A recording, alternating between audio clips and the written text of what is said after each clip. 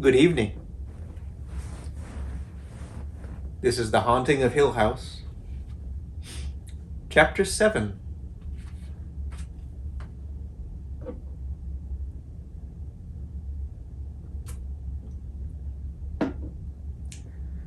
On the afternoon of the day that Mrs. Montague was expected, Eleanor went alone into the hills above Hill House, not really intending to arrive at any place in particular, not even caring where or how she went, wanting only to be secret and out from under the heavy dark wood of the house.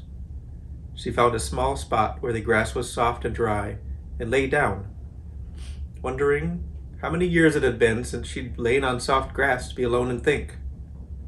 Around here, the trees and wild flowers, with that oddly courteous air of natural things suddenly interrupted in their pressing occupations of growing and dying, turned toward her with attention, as though, dull and imperceptive as she was, it was still necessary for them to be gentle to a creation so unfortunate as not to be rooted in the ground, forced to go from one place to another, heartbreakingly mobile. Idly, Eleanor picked a wild daisy, which died in her fingers, and lying on the grass looked up into its dead face. There was nothing in her mind beyond an overwhelming wild happiness. She pulled at the daisy and wondered, smiling at herself, what am I going to do? What am I going to do? Part 2. Put the bags down in the hall, Arthur, Mrs. Montague said. Wouldn't you think there'd be someone here to help us with this door? They'll have to get someone to take the bags upstairs. John? John? My dear. Dr. Montague hurried into the hallway, carrying his napkin, and kissed his wife obediently on the cheek she held out for him. How nice that you got here. We'd given up on you. I said I'd be here today, didn't I? Did you ever know me not to come when I said I would? I brought Arthur. Arthur, the doctor said without enthusiasm. Well, somebody had to drive, Mrs. Montague said. I imagine you expected that I would drive myself all the way out here? Because you know perfectly well that I get tired. How do you do? The doctor turned, smiling on Eleanor and Theodora, with Luke between them, clustered uncertainly in the doorway. My dear, he said, these are my friends who have been staying in Hill House with me these past few days. Theodora, Eleanor Vance, Luke Sanderson. Theodora and Eleanor and Luke murmured civilly, and Mrs. Montague nodded and said, I see you didn't bother to wait dinner for us. We'd given you up, the doctor said. I believe that I told you that I would be here today. Of course, it is perfectly possible that I'm mistaken, but it is my recollection that I said I would be here today. I'm sure I will get to know all of your names very soon. This gentleman is Arthur Parker. He drove me here because I dislike driving myself. Arthur, these are John's friends. Can anybody do something about our suitcases? The doctor and Luke approached, murmuring, and Mrs. Montague went on. I am to be in your most haunted room, of course. Arthur can go anywhere. That blue suitcase is mine, young man, and the small attaché case. They will go in your most haunted room. The nursery, I think, Dr. Montague said when Luke looked at him inquiringly. I believe the nursery is our one source of disturbance, he told his wife, and she sighed irritably. It does seem to me that you could be more methodical, she said. You've been here nearly a week. I suppose you've done nothing with the planchette? Automatic writing? I don't imagine either of those young women has mediumistic gifts. These are Arthur's bags right here. He brought his golf clubs just in case. Just in case of what? Theodora asked blankly. Mrs. Montague turned to regard her coldly. Please don't let me interrupt your dinner, she said finally. There's a definite cold spot just outside the nursery door, the doctor told his wife hopefully. Yes, dear, very nice. Isn't that young man going to take Arthur's bags upstairs? You do seem to be in a good deal of confusion here, don't you? After nearly a week, I certainly thought you'd have things in some kind of order. Any figures materialize? There have been decided manifestations. Well, I'm here now, and we'll get things going right. Where is Arthur to put that car? There's an empty stable in back of the house where we have put the other cars. He can take it around in the morning. Nonsense. I do not believe in putting things off, John, as you know perfectly well. Arthur will have plenty to do in the morning without adding tonight's work. He must move the car at once." "It's dark outside," the doctor said hesitantly. "John, you astound me. Is it your belief that I do not know whether it's dark outside at night? The car has lights, John, and that young man can go with Arthur to show him the way." "Thank you," said Luke grimly, "but we have a positive policy against going outside after dark. Arthur may, of course, if he cares to, but I will not." "The young ladies," the doctor said, "had a shocking—" "Young man's a coward," Arthur said. He had concluded his fetching of suitcases and golf bags and hampers from the car, and now stood beside Mrs. Montague, looking down on Luke. Arthur's face was red and his hair was white, and now, scorning Luke, he bristled. "Ought to be ashamed of yourself, fellow, in front of the women." "The women are just as much afraid as I am," Luke said primly. "Indeed, indeed." Dr. Montague put his hand on Arthur's arm soothingly. "After you've been here for a while, Arthur, you'll understand that Luke's attitude is sensible, not cowardly. We make a point of staying together after dark." "I must say, John, I never expected to find you all so nervous," Mrs. Montague said. "I deplore fear in these matters." She tapped her foot irritably. "You know perfectly well, John, that those who have passed beyond expect to see us happy and smiling. They want to know that we are thinking of them lovingly. The spirits dwelling in this house may actually be suffering because they are aware that you are afraid of them." "We can talk about it later," the doctor said wearily. "Now, how about dinner?" "Of course."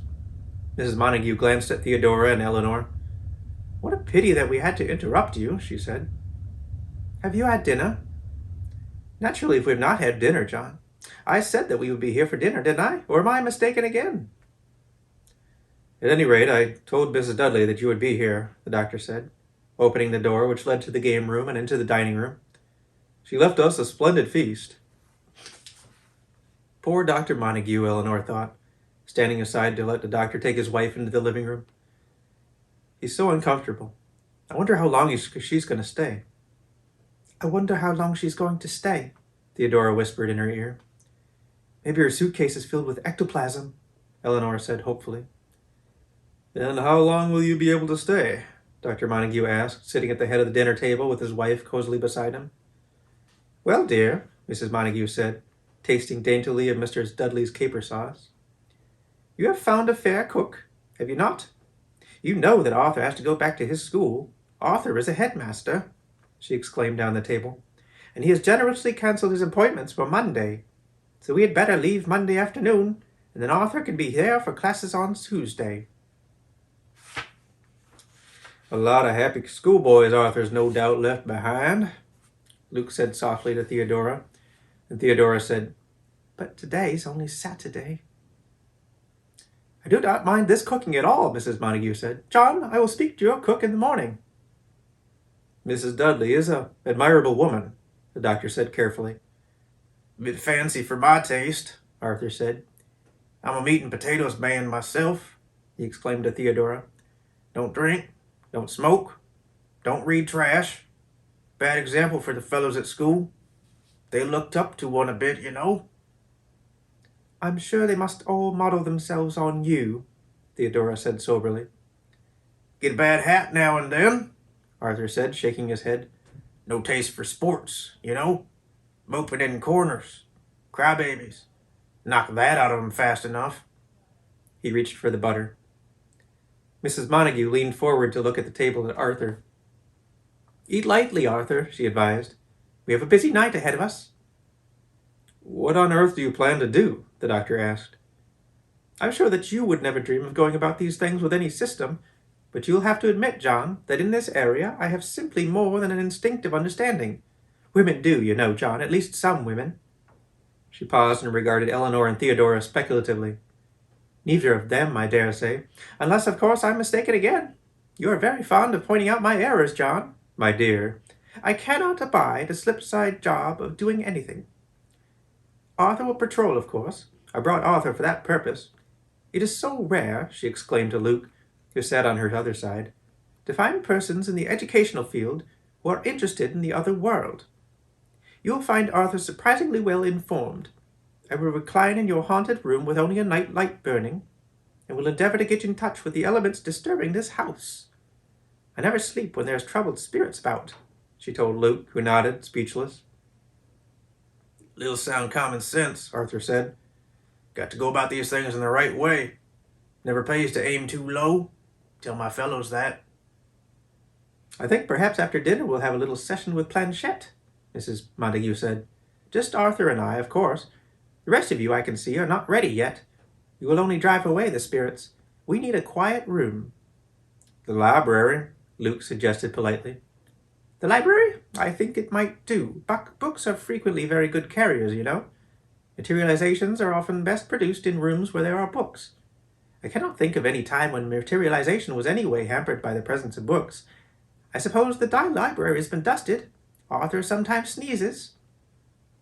Mrs. Dudley keeps the entire house in perfect order, the doctor said. I really will speak to Mrs. Dudley in the morning.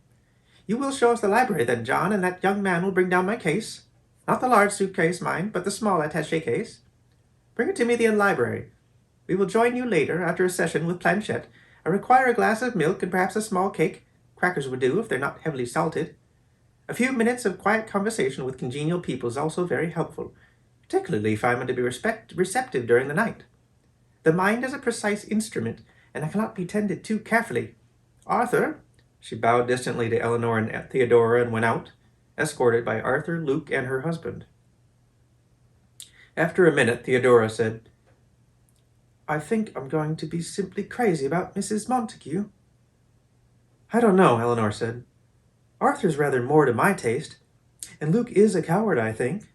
Poor Luke, Theodora said. He never had a mother. Looking up, Eleanor found that Theodora was regarding her with a curious smile, and she moved away from the table so quickly that a glass spilled. We shouldn't be alone, she said, oddly breathless. We've got to go find the others. She left the table and almost ran from the room, and Theodora ran after her, laughing, down the corridor and into the little parlor, where Luke and the doctor stood before the fire. Please, sir, Luke was saying meekly, who is Planchette? The doctor sighed irritably. Imbeciles, he said, and then, sorry. The whole idea annoys me, but if she likes it. He turned and poked the fire furiously. Planchette, he went on after a moment, is a device similar to the Ouija board. Or perhaps I might explain better by saying that it's a form of automatic writing, a method of communicating with intangible beings. Although to my way of thinking, the only intangible beings who ever get in touch through one of those things are the imaginations of the people running it. Yes, well, Planchette's a little light piece of wood, usually heart-shaped or triangular. Pencil set into the narrow end, and at the other end is a pair of wheels, or feet, which will slip easily over the paper. Two people place fingers on it, ask the questions, and the object moves, pushed by what force we will not here discuss, and writes answers. The Ouija board, as I say, is very similar, except that the object moves on a board pointing to separate letters. An ordinary wine glass will do the same thing. I've seen it tried with a child's wheeled toy, although I will admit that it looked silly. Each person uses the tips of the fingers of one hand, keeping the other hand free, to note down questions and answers. The answers are, invariably, I believe, meaningless, although of course my wife will tell you different. Balderdash. And he went at the fire again. Schoolgirls, he said. Superstitious. Schoolgirls, he said. Superstition.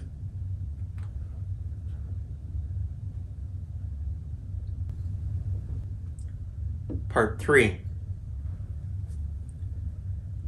Planchette has been very kind tonight, Mrs. Montague said. John, there are definitely foreign elements present in this house.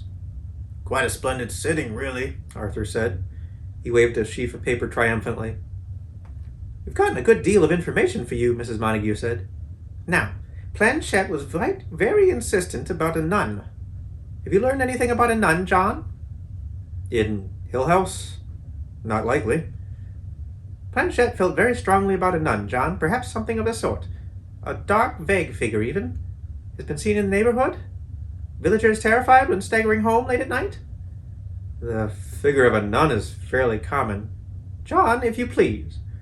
I assume you're suggesting that I'm mistaken. Or perhaps it's your intention to point out that Planchette may be mistaken. I assure you, and you must believe Planchette, even if my word's not good enough for you, that a nun has been most specifically suggested. I'm only trying to say, my dear, that the wraith of a nun is far and away the most common form of experience. There's never been such a thing connected with Hill House, but in almost every... John, if you please. I assume I may continue. Or is Planchette to be dismissed without a hearing? Thank you. Mrs. Montague composed herself. Now then, there's also a name, spelled variously as Helen or Helene or Elena. Who might that be? My dear, many people have lived... Helen brought us a warning against the mysterious monk. Now when a monk and a nun both turn up in one house... Expect that place was built on an older site, Arthur said. Influences prevailing, you know. Older influences hanging around, he explained more fully.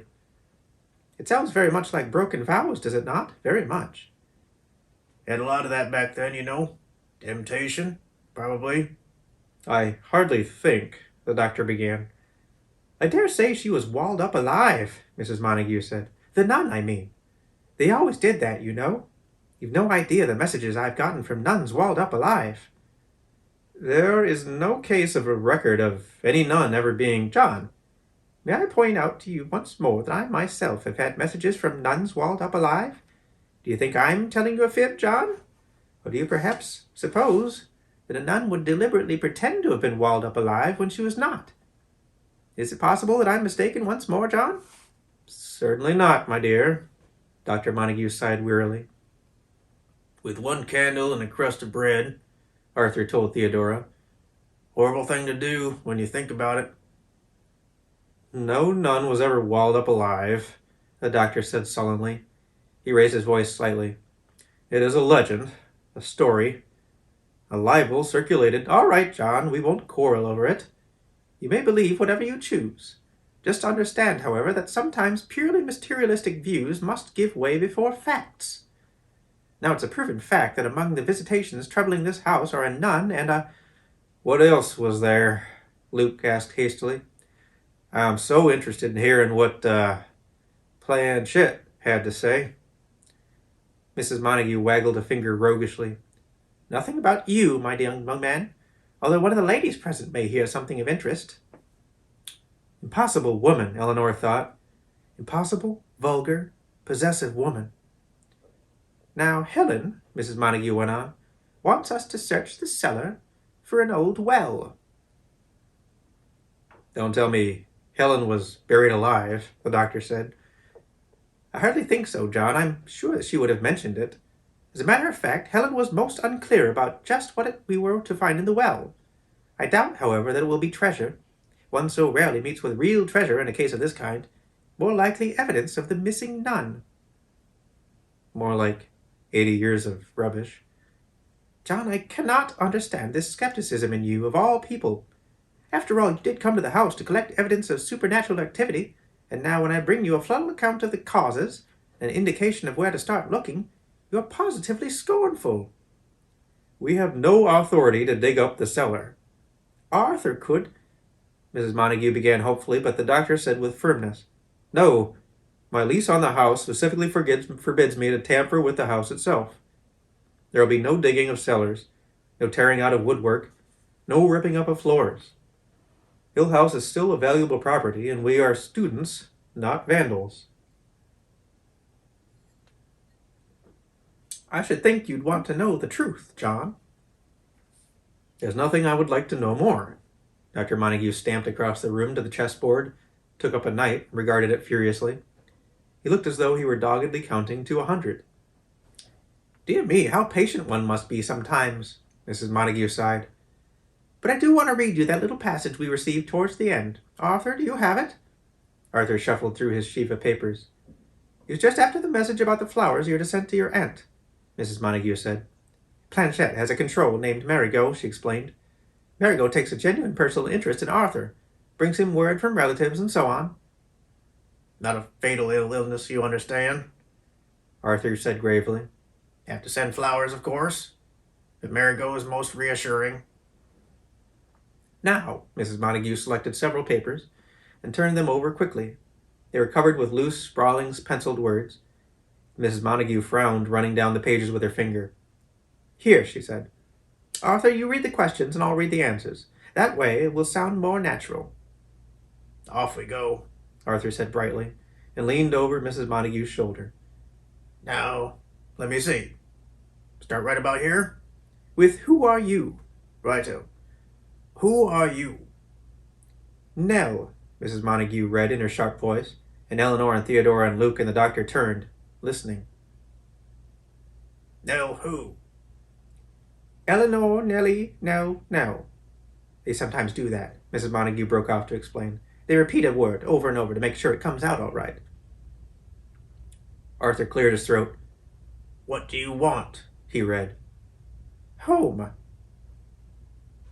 Do you want to go home? And Theodora shrugged comically at Eleanor. Want to be home. What are you doing here? Waiting. Waiting for what? Home. Arthur stopped and nodded profoundly. There it is again, he said. Lack a word, use it over and over just like the sound of it. Ordinarily, we never ask why, Mrs. Montague said, because it tends to confuse Planchette. However, this time we were bold and came right out and asked. Arthur? Why? Arthur read. Mother, Mrs. Montague read. So you see, this time we were right to ask because Planchette was perfectly free with the answer. Is Hill House your home? Arthur read levelly. Home, Mrs. Montague responded, and the doctor sighed. Are you suffering? Arthur read. No answer here. Mrs. Montague nodded reassuringly. Sometimes they dislike admitting to pain. It tends to discourage those left behind, you know? Just like Arthur's aunt, for instance. Will never let on that she's sick, but Marigot always lets us know. And it's even worse when they've passed over. Stoical, Arthur confirmed and read, Can we help you? No, Mrs. Montague read. Can we do anything at all for you? No. Lost, lost, lost. Mrs. Montague looked up. You see, she asked, one word over and over again. They love to repeat themselves. I've had one word go on to cover a whole page sometimes. What do you want? Arthur read. Mother, Mrs. Montague read back. Why? Child. Where is your mother? Home. Where is your home? Lost, lost, lost. And after that, Mrs. Montague said, folding the paper briskly, there was nothing but gibberish. Never known Planchette so cooperative, Arthur said confidingly to Theodora. Quite an experience, really. But why pick on Nell? Theodora asked with annoyance. Your fool Planchette has no right to send messages to people without permission, or... You'll never get results by abusing Planchette, Arthur began, but Mrs. Montague interrupted him, swinging to stare at Eleanor. You're Nell? She demanded, and turned on Theodora. We thought you were Nell, she said. So? Said Theodora impudently. It doesn't affect the messages, of course, Mrs. Montague said, tapping her paper irritably, although I do think we might have been correctly introduced. I'm sure that Planchette knew the difference between you. I certainly do not care to be misled. Don't feel neglected, Luke said to Theodora. We will bury you alive. Not get message from that thing, Theodora said. I expect it to be about hidden treasure. None of this nonsense about sending flowers to my aunt. They were all carefully avoiding looking at me, Eleanor thought. I've been singled out again. They're kind enough to pretend it's nothing. Why do you think it's all this was sent to me? She asked helplessly. Really, child, Mrs. Montague said, dropping the papers on the low table. I couldn't begin to say. Although you are rather more than a child, aren't you? Perhaps you're more receptive psychically than you realize. Although, and she turned away indifferently, how you could be, a week in this house, and not picking up the simplest message from beyond. That fire wants stirring. Nell doesn't want messages from beyond, Theodora said comfortingly, moving to take Eleanor's cold hand in hers. Nell wants her warm bed and a little sleep. Peace, Eleanor thought concretely. What I want in all this world is peace. A quiet spot to lie and think. A quiet spot up among the flowers where I can dream and tell myself sweet stories.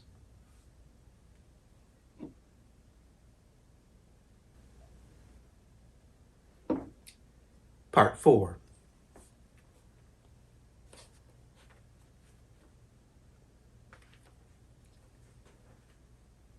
I, Arthur said richly, shall make my headquarters in the small room just this side of the nursery, well within shouting distance. I shall have with me a drawn revolver. Do not take alarm, ladies. I'm an excellent shot. And a flashlight, in addition to a most piercing whistle. I shall have no difficulty summoning the rest of you, in case I observe anything worth your notice, or I require, company. You may all sleep quietly, I assure you.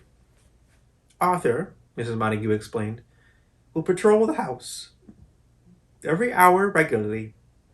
He will make a round of the upstairs rooms.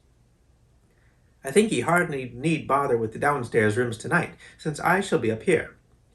We have done this before many times. Come along, everyone. Silently they followed her up the staircase, watching her little affectionate dabs at the stair rail, the carvings on the walls. It's such a blessing, she said once, to know that the beings in this house are only waiting for an opportunity to tell their stories and free themselves from the burden of their sorrow. Now, Arthur will first of all inspect the bedrooms. Arthur? With apologies, ladies. With apologies, Arthur said, opening the door of the blue room, which Eleanor and Theodora shared. A dainty spot, he said plummily, fit for two such charming ladies. I shall, if you like, save you the trouble of glancing into the closet and under the bed. Solemnly they watched Arthur go down on his hands and knees and look under the beds and then rise, dusting his hands. Perfectly safe, he said. Now where am I to be? Mrs. Montague asked. Where did that young man put my bags? Directly at the end of the hall, the doctor said. We call it the nursery. Mrs. Montague, followed by Arthur, moved purposely down the hall, past the cold spot in the hall, and shivered.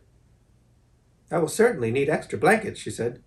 Have that young man bring extra blankets from one of the other rooms. Opening the nursery door, she nodded and said, The bed looks quite fresh, I must admit. But the room's been aired? I told Mrs. Dudley, the doctor said. It smells musty, Arthur. You'll have to open that window in spite of the cold. Drearily, the animals on the nursery wall looked down on Mrs. Montague. Are you sure? The doctor hesitated and glanced up apprehensively at the grinning faces over the nursery door. I wonder if you ought to have somebody in here with you, he said. My dear, Mrs. Montague, good-humored now in the presence of those who had passed beyond, was amused. How many hours, many hours, have I sat in purest love and understanding, alone in a room and yet never alone? My dear, how can I make you perceive that there's no danger where there's nothing but love and sympathetic understanding? I'm here to help these unfortunate beings. I'm here to extend the hand of heartfelt fondness, and let them know that there are still some who remember, who will listen and weep for them. Their loneliness is over, and I— Yes, the doctor said, but leave the door open. Unlocked, if you insist. Mrs. Montague was positively magnanimous. I shall only be down the hall, the doctor said.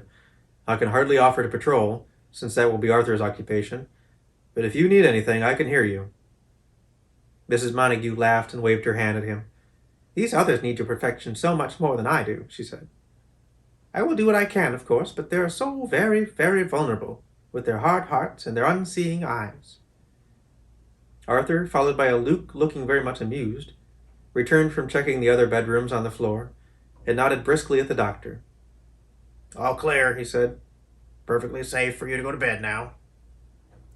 Thank you, the doctor told him soberly, and then said to his wife, Good night. Be careful. Good night, Mrs. Montague said, and smiled all around at them. Please don't be afraid, she said. No matter what happens, remember that I am here. Good night, Theodora said, and good night, said Luke. And with Arthur behind them, ensuring them that they might rest quietly, and not to worry if they heard shots. He would start his first patrol at midnight. Eleanor and Theodora went into their own room, and Luke on down the hall to his. After a moment, the doctor, turning reluctantly away from his wife's closed door, followed. "Wait," Theodora said to Eleanor once in their room. "Luke said they want us down the hall. Don't get undressed and be quiet." She opened the door a crack, whispered over her shoulder. "I swear that old Biddy's going to blow this house wide open with that perfect love business. If I ever saw a place that had no use for perfect love, it's Hill House. Now, Arthur's closed his door. Quick, be quiet." Silently, making no sound on the hall carpeting, they hurried in their stocking feet down the hall to the doctor's room. "Hurry," the doctor said, opening the door just wide enough for them to come in. "Be quiet."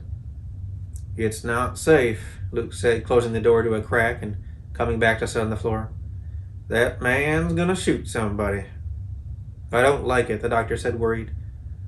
"Luke and I will stay up and watch, and I want you two ladies in here when we can keep an eye on you. Something's going to happen," he said. "I don't like it." "I just hope she doesn't go and make everything mad with her planchette," Theodora said. "Sorry, Dr. Montague. I don't intend to speak rudely of your wife." The doctor laughed, but stayed with his eye to the door. "She originally planned to come for our entire stay," he said, "but she had enrolled in a course in yoga, could not miss her meetings. She is an excellent woman in most respects," he added, looking earnestly around at them. "She is a good wife, takes very good care of me. She does things splendidly, really. Buttons on my shirts," he smiled hopefully. "This," and he gestured in the direction of the hall, "this is practically her only vice." "Perhaps she feels she's helping you with your work," Eleanor said. The doctor grimaced and shivered. At that moment the door swung wide and then crashed shut, and in the silence outside they could hear slow rushing movements, as though a very steady, very strong wind was blowing the length of the hall.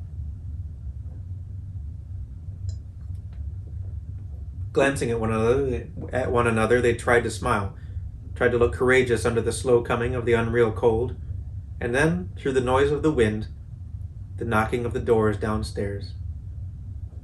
Without a word, Theodora took up the quilt from the floor in the doctor's bed and folded it around Eleanor and herself, and they moved close together, slowly in order not to make a sound. Eleanor, clinging to Theodora, deadly cold in spite of Theodora's arms around her, thought, "It knows my name. It knows my name this time." The pounding came up the stairs, crashing on each step. The doctor was tense, standing by the door, and Luke moved over to stand beside him. "It's nowhere near the nursery," he said to the doctor, and put his hand out to stop the doctor from opening the door. "How weary one gets of this constant pounding," Theodora said ridiculously. "Next summer I must really go somewhere else." "There are disadvantages everywhere," Luke told her. "In the lake regions you get mosquitoes." "Could we have exhausted the repertoire of Hill House?" Theodora asked, her voice shaking in spite of the light tone. "Seems like we've had this pounding act before. It is going to start everything all over again?" The crashing echoed across the hall, seeming to come from the far end, the farthest from the nursery, and the doctor, tense against the door, shook his head anxiously. "I'm going to have to go out there," he said. "She must be frightened," he told them. Eleanor, rocking to the pounding, which seemed inside her head as much as in the hall, holding tight to Theodora, said, "They know where we are." And the others, assuming that she meant Arthur and Mrs. Montague, nodded and listened. The knocking, Eleanor told herself, pressing her hands to her eyes and swaying with the noise, will go on down the hall. It will go on to the end of the hall and turn and come back again. It will just go on the way it did before. Then it will stop. We will look at each other and laugh and try to remember how cold we were, and the little swimming curls of fear in our backs. After a while it will stop. "It never hurt us," Theodora was telling the doctor across from the noise of the pounding. "It won't hurt them." "I only hope she doesn't try to do something about it," the doctor said grimly. He was still at the door, but seemingly unable to open it against the volume of noise outside. "I feel positively like an old hand at this," Theodora said to Eleanor. "Come closer now. Keep warm." and she pulled Eleanor even nearer to her under the blanket, and the sickening still cold surrounded them. Then there came, suddenly, quiet, and the secret creeping silence they all remembered. Holding their breaths, they looked at one another. The doctor held the doorknob with both hands, and Luke, although his face was white and his voice trembled, said lightly, "Brandy, anyone? My passion for spirits." "No," Theodora giggled wildly. "Not that pun," she said. "Sorry. You won't believe me," Luke said, the brandy decanter rattling against the glass as he tried to pour. "But I no longer think of it as a pun. That is what living in a haunted house does for a sense of humor." Using both hands to carry the glass, he came to the bed where Theodora and Eleanor huddled under the blanket. Theodora brought out one hand and took the glass. "Here," she said, holding it to Eleanor's mouth. "Drink." Sipping. Not warmed, Eleanor thought. We are in the eye of the storm. There's not much more time. She watched Luke carefully carry a glass of brandy over to the doctor and hold it out, and then, without comprehending, watched the glass slip through Luke's fingers to the floor as the door was shaken violently and silently. Luke pulled the doctor back, and the door was attacked without sound, seeming almost to be pulling away from its hinges, almost ready to buckle and go down, leaving them exposed. Backing away, Luke and the doctor waited, tense and helpless. "It can't get in," Theodora was whispering over and over, her eyes on the door. "It can't get in. Don't let it get in. It can't get in." The shaking stopped. The door was quiet. A little caressing touch began on the doorknob, feeling intimately and softly. And then, because the door was locked, patting and fondling the doorframe, as though wheedling to be let in. "It knows we're here," Eleanor whispered, and Luke, looking back at her over his shoulder, gestured furiously for her to be quiet. "It is so cold," Eleanor thought childishly. "I'll never be able to sleep again with all this noise coming from inside my head. How can these others hear the noise when it's coming from inside my head? I am disappearing inch by inch into this house. I'm going apart a little bit at a time because all this noise is breaking me. Why are the others frightened?" She was aware dully that the pounding had begun again. The metallic, overwhelming sound of it washed over her like waves. She put her cold hands to her mouth to feel as if her face was still there. "I've had enough," she thought. "I am too cold."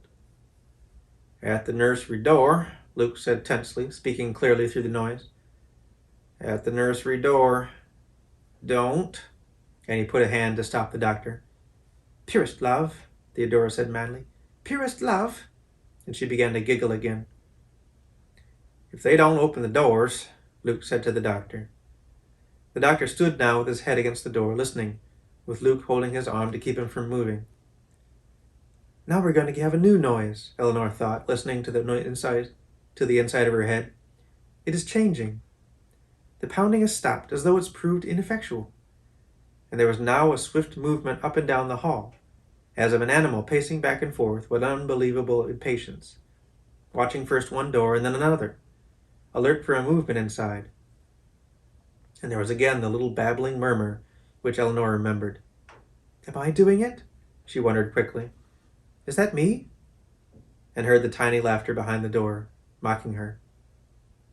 "Fee, fi, fo, fum," Theodora said under her breath, and the laughter swelled and became a shouting. "It's inside my head," Eleanor thought, putting her hands over her face. "It's inside my head and it's getting out. Getting out. Getting out." Now the house shivered and shook, the curtains dashing against the windows, the furniture swaying. The noise in the hall became so great that it pushed against the walls. They could hear breaking glass as the pictures in the hall came down, perhaps the smashing of windows. Luke and the doctor strained against the door as though desperately holding it shut, and the floor moved under their feet. We're going, Eleanor thought, and heard Theodora say far away, "The house is coming down." She sounded calm, beyond fear. Holding to the bed, buffered and shaken, Eleanor put her head down and closed her eyes, bit her lips against the hold, and felt the sickening drop as a room fell away beneath her, and then right itself, and then turned, slowly, swinging. "God Almighty," Theodora said, when a mile away at the door, Luke caught the doctor and held him upright. "Are you all right?" Luke called, back braced against the door, holding the doctor by the shoulders. Theo, you all right? Hanging on, Theodora said. I don't know about now. Keep her warm, Luke said far away. We haven't seen it all yet. His voice trailed away. Eleanor could hear and see him far away in the distant room where he and Theodora and the doctor still waited. In the churning darkness, where she fell endlessly, nothing was real, except her own hands white against the bedpost. She could see them, very small, and see them tighten when the bed rocked and the wall leaned forward. The door turned sideways far away. Somewhere there was a great shaking crash, as some huge thing came headlong. It must be the tower, Eleanor thought. I supposed it would stand for years. We're lost. Lost. The house is destroying itself. She heard the laughter overall, coming thin and lunatic, rising its little crazy tune, and thought, no, it's over for me. It is too much, she thought. I will relinquish my possession of the self of mine, abdicate, give over wailingly that I never wanted at all. Whatever it wants of me, it can have. I'll come, she said aloud, and was speaking up to Theodora, who leaned over her. The room was perfectly quiet, and between the still curtains at the window she could see the sunlight. Luke sat in a chair by the window. His face was bruised and his shirt was torn, and he was still drinking brandy. The doctor sat back in another chair, his hair freshly combed, looking neat and dapper and self-possessed. Theodora, leaning over Eleanor, said, She's all right, I think. And Eleanor sat up and shook her head, staring. Composed and quiet, the house lifted itself primly around her, and nothing had been moved. How? Eleanor said, and all three of them laughed. Another day, the doctor said. In spite of his appearance, his voice was wan. Another night, he said. As I tried to say earlier, Luke remarked, living in a haunted house plays hell with a sense of humor. I really did not intend to make a formidable pun, he told Theodora. How are they? Eleanor asked, the words sounding unfamiliar and her mouth stiff. Both sleeping like babies, the doctor said. Actually, he said, as though continuing a conversation begun while Eleanor slept, I cannot believe that my wife stirred up that storm, but I do admit that one more word about pure love. What happened? Eleanor asked. I must have been gritting my teeth all night, she thought, the way my mouth feels. Hill House went dancing, Theodora said, taking us along on a mad midnight fling. At least I think it was dancing. It might have been turning somersaults. It's almost 9, the doctor said. When Eleanor is ready. Come along, baby, Theodora said. Theo will wash your face for you, make you all right for breakfast.